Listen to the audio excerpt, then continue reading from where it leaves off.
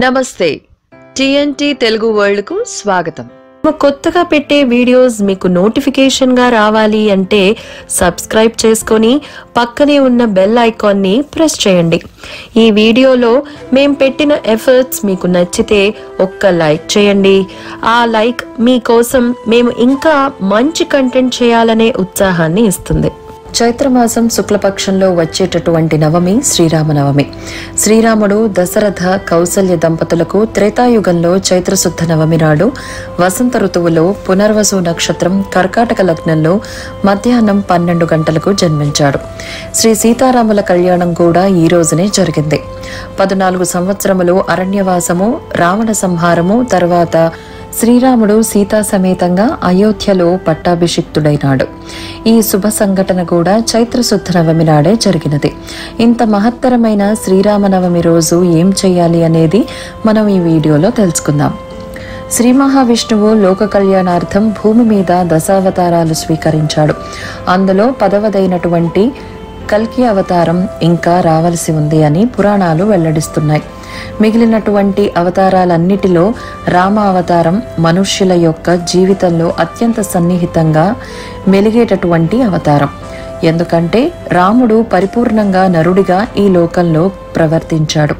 అందుకే వాల్మీకి మహర్షి నారద మహర్షిని ఇలా అడుగుతాడు, ఈ కాలంలో 16 గుణములు కలిగినటువంటి పరిపూర్ణమైన నరుడు ఎవరైనా ఉన్నారా అని అడిగారు. అప్పుడు నారద మహర్షి శ్రీరాముని గురించి వివరించటం నుంచి రామాయణంలోని బాలకాండ మొదలవుతుంది. మనం ఇంతకు ముందు వీడియోలో అసలు వాల్మీకి ఎవరు, అతని తల్లిదండ్రులు ఎవరు, అతను ఎలా దొంగ అయ్యాడు, ఎలా మహర్షి అయ్యాడు, వాల్మీకి మహర్షి రామాయణ రచనకు ప్రేరణగా నిలిచింది క్రౌంచ పక్షి మరణం అని చెప్తారు. అది ఎంతవరకు నిజం, ఇలాంటి అనేక ఆసక్తికరమైన విషయాలు తెలుసుకున్నాము. ఎవరైనా ఆ వీడియో మిస్ అయితే లింక్ క్రింద డిస్క్రిప్షన్లో ఉంది, చూడండి. మనుష్య జీవితంలో రామచంద్రమూర్తి యొక్క జీవితం మమేకమైపోయింది. నరుడిగా పుట్టాడు, నరుడిగా పెరిగాడు.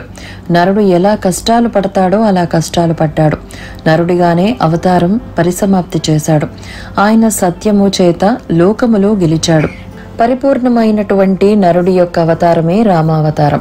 మనిషి ఎలా నడుచుకోవాలి అని నేర్పించేదే శ్రీరామ అవతారం. అంత గొప్ప అవతారం శ్రీరామావతారం.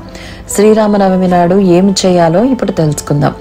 శ్రీరామనవమి నాడు సూర్యోదయానికి ముందే లేచి ఇంటిని శుభ్రం చేసుకొని స్నానాది కార్యక్రమాలు ముగించుకొని ఇంట్లో శ్రీ సీతారాముని పూజించుకోవాలి. పూజా విధానం మనం ఇంతకు ముందు వీడియోలో చెప్పుకున్నాము. మిస్ అయితే లింక్ క్రింద డిస్క్రిప్షన్లో ఉంది, చూడండి. శ్రీ సీతారామచంద్రమూర్తిని ఆరాధన చేసి బాలకాండలో నుండి శ్రీరామచంద్రమూర్తి యొక్క అవతారం ఆవిర్భవించినటువంటి ఘట్టాన్ని, ఆ సర్గని పారాయణం చేయాలి. చదవటం రానివారు, కుదరని వారు రాముని జననం గురించి విన్న మహాపుణ్యం.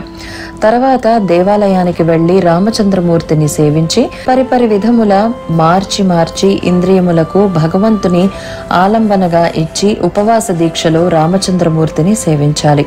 అంటే కన్నులతో కొంతసేపే రామచంద్రమూర్తి యొక్క రూపాన్ని చూడటం, చెవులతో రామచంద్రమూర్తి యొక్క కీర్తనాన్ని వినటం, చేతులతో రామచంద్రమూర్తిని సేవించటం, అలాగే నోటితో రామచంద్రమూర్తి యొక్క కీర్తిని భజించటం, అలా మార్చి ఇంద్రియములను రామచంద్రమూర్తి యొక్క సేవయందు వినియోగించాలి. కుదిరిన వారు ఆ రోజంతా ఉపవాసం ఉంటే మంచిది. ఆ రోజంతా పరిపరి విధాలుగా శ్రీరామచంద్రమూర్తి యొక్క సేవ చేసి ఆ సాయంకాలం రామాయణంలోని పట్టాభిషేక సర్గ చదవాలి. రాముడికి కిరీటం పెట్టినప్పుడు వశిష్ఠాది మహర్షులు వచ్చి ఆ కిరీటాన్ని అక్కడ ఉంచి పూజించి ఆయన తల మీద అలంకరించారు. ఆ ఘట్టాన్ని ఒకసారి చదవాలి. చదవటం రానివారు, కుదరని వారు శ్రీరాముని పట్టాభిషేక కథను వినాలి. అలాగే ఈరోజు సీతారామ కళ్యాణం ప్రఖ్యాతి వహించింది. కళ్యాణం చూసినంత మాత్రం చేత, కళ్యాణంలో ఉన్నటువంటి తలంబ్రాల అక్షింతలు తల మీద వేసుకున్నంత మాత్రం చేత 3 రకములైనటువంటి అనుగ్రహం కలుగుతుంది. యజ్ఞం చేయాలనేటటువంటి బుద్ధి కలిగి ఆ యజ్ఞం చేసినటువంటి కారణం చేత దేవతల యొక్క అనుగ్రహాన్ని పొంది తనతో పాటు తన చుట్టుపక్కల ఉన్నవారు, సమాజము అంతా కూడా వర్ధిల్లుతుంది. అలాగే ఐశ్వర్యము బాగా పెరుగుతుంది. 3 సంతానము కలుగుతుంది. కళ్యాణము వలన పొందనటువంటి ప్రయోజనము లోకంలో ఉండదు. అన్ని ప్రయోజనములు పొందవచ్చు.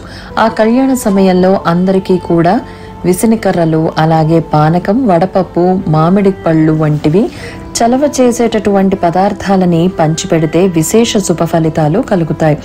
ఈరోజు మల్లెపూలు విశేషంగా తెచ్చి రామచంద్రమూర్తికి అలంకారం చేస్తే మంచిది. ఈరోజు రామచంద్రమూర్తి యొక్క నామం చెప్పి రామకోటి వ్రాసి ధరించటానికి పరమ యోగ్యమైనటువంటి కాలం.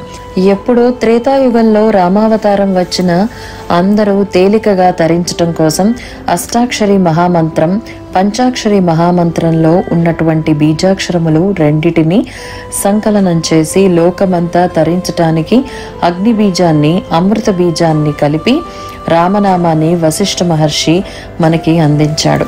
మనమందరం ఆయనకి రుణపడిపోయేటంతటి మహోపకారాన్ని చేశారు. శ్రీరామాయణం ఆదికావ్యం మధురాతి మధురమైనటువంటి కథ. ఎన్నిసార్లు రామాయణం చదివినా, ఎన్నిసార్లు రామాయణం విన్నా ఎప్పటికప్పుడే ఒక కొత్తదనం కనిపిస్తుంది. రామాయణంలో ఉన్నటువంటి విశేషం ఏంటంటే ఎప్పుడో జరిగిన కథలా ఉండదు. రామాయణం ఒక ఇతిహాసం. ఇతిహాసం అంటే కల్పింపబడినటువంటి కథ కాదు, యథార్థమైనటువంటి గాథ. రామచంద్రమూర్తి యొక్క అవతారము పరమ సత్యము. లోకానికి ధర్మాన్ని నేర్పటం కోసం రావణ వధ అయిపోయిన తర్వాత కూడా శ్రీరాముడు ఈ అవతారం పరిసమాప్తి చేయకుండా 11,000 సంవత్సరములు తదనంతర కాలమునందు కూడా ఈ లోకంలో శ్రీరాముడు ఉండి లోకానికి అంతటికీ కూడా ధర్మాన్ని నేర్పారు. రామాయణం చదువుకుంటే చాలు, ఒక కష్టం వచ్చినప్పుడు రాముడు ఎలా నిలబడ్డాడు, సీతమ్మ ఎలా నిలబడగలిగింది అన్నది గుర్తు తెచ్చుకుంటే మనం పొందిన కష్టం కష్టమా అనిపిస్తుంది.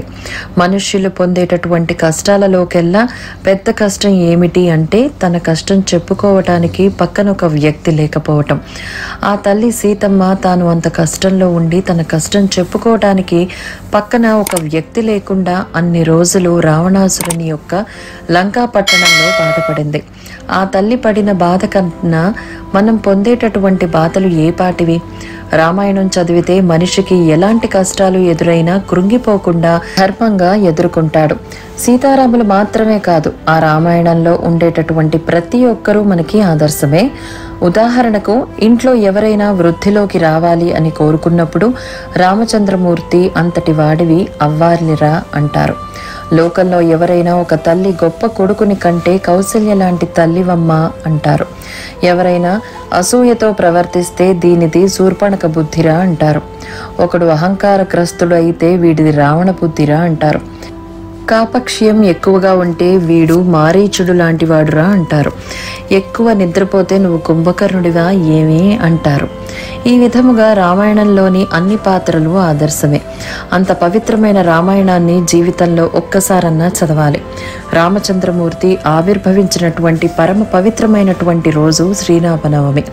ఆ రామనామం చెప్పిన, రామకథ చదివిన, రామాయణాన్ని తల మీద పెట్టుకున్న, రామాయణం మీద ఒక్క పువ్వు వేసిన, చిట్ట చివరికి రామాయణ పుస్తకం అక్కడ పెట్టి ప్రదక్షిణం చేసిన, రామాలయానికి వెళ్ళి రాముని దర్శించిన, రామకోటి వ్రాసిన, రాముణ్ణి భజన చేసిన, ఒక పాట పాడిన, రాముణ్ణి స్తుతి చేసిన, ఉపవసించిన, పూజ చేసిన ఆ శ్రీరాముని అనుగ్రహం కలుగుతుంది.